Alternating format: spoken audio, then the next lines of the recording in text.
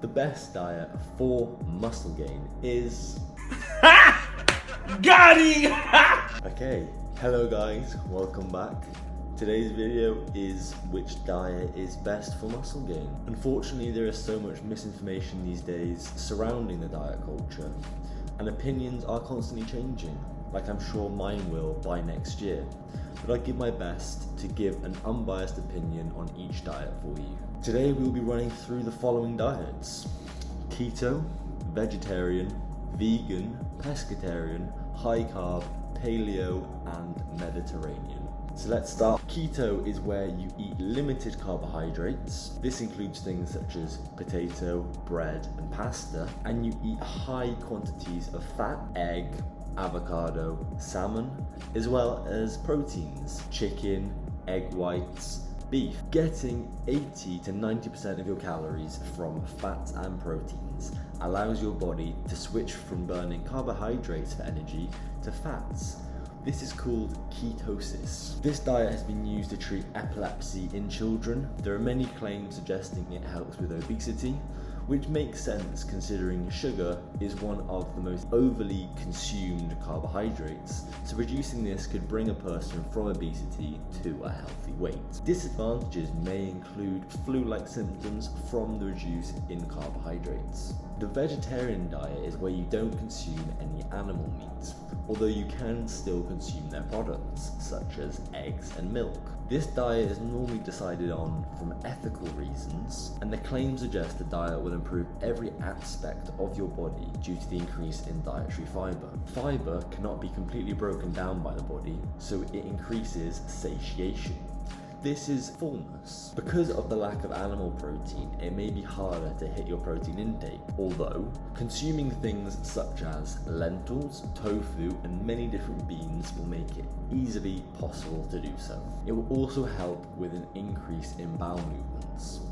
So if you don't agree with the killing of animals and are okay with sitting on the toilet for a little bit longer each day, this is definitely the diet for you. The vegan diet is extremely similar to the vegetarian diet, although the only difference is you cannot eat any animal products or use any animal products. This includes things such as leather. The claimed benefits are exactly the same, although one more disadvantage: the increased risk of nutrient deficiency, especially the vitamin B12, although this can be easily and cheaply substituted.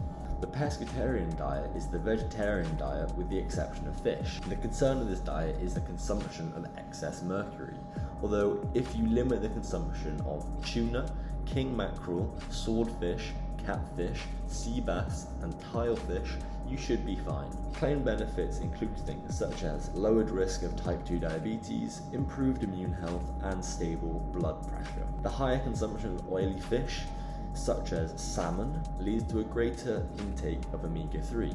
This has been proven to protect brain, skin, eye, immune, and blood pressure health. The high carbohydrate diet prioritizes carbs over fats, so essentially the opposite of keto, although it's still recommended to get at least 15 to 20% of your calories from fat to get normal hormone production, as well as a high protein intake, 1 gram per pound of body mass. Someone who is a massive believer in this diet is Greg Doucette, and personally I have done this diet before. It did help me drop a significant amount of body mass due to the increase in fiber intake, which helps you keep fuller for longer alongside the lower calorie meals, which allowed dropping into a calorie deficit far easier to maintain.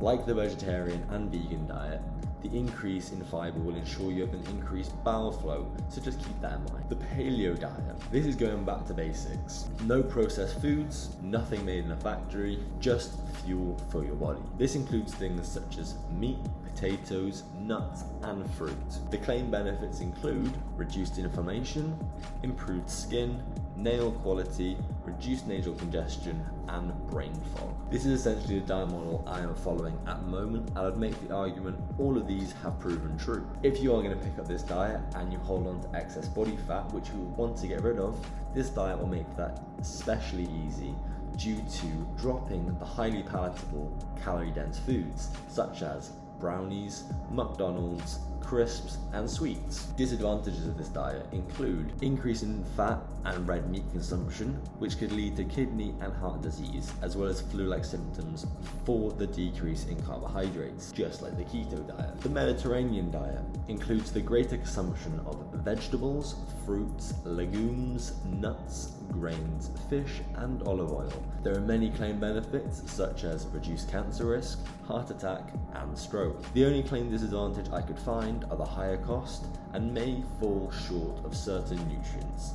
Now the part you've all been waiting for. The best diet for muscle gain is all of them. They all have their pros and cons, so you've got to work out which one works best for you. The one you feel the best mentally and physically is the one I'd probably stick to. If you want to gain muscle, eating 1 gram of protein per pound of body mass is suggested, although if you are a higher body fat percentage, this could be increased as you fall into a calorie deficit. A calorie deficit is eating less calories or energy than your body produces throughout a day. This allows the body to start using the fat stored as energy instead of the food you are consuming, which leads to a drop in body fat. So that is the end of the video, guys. I hope this brought you some insight into the different diets that are out there, and go and give some of them a try. Because what have you actually got to lose at the end of the day, apart from maybe sitting on the toilet for a little bit longer with those vegan and vegetarian and high carb diets? Okay guys, have an awesome day, and I'll see you in the next one. Peace.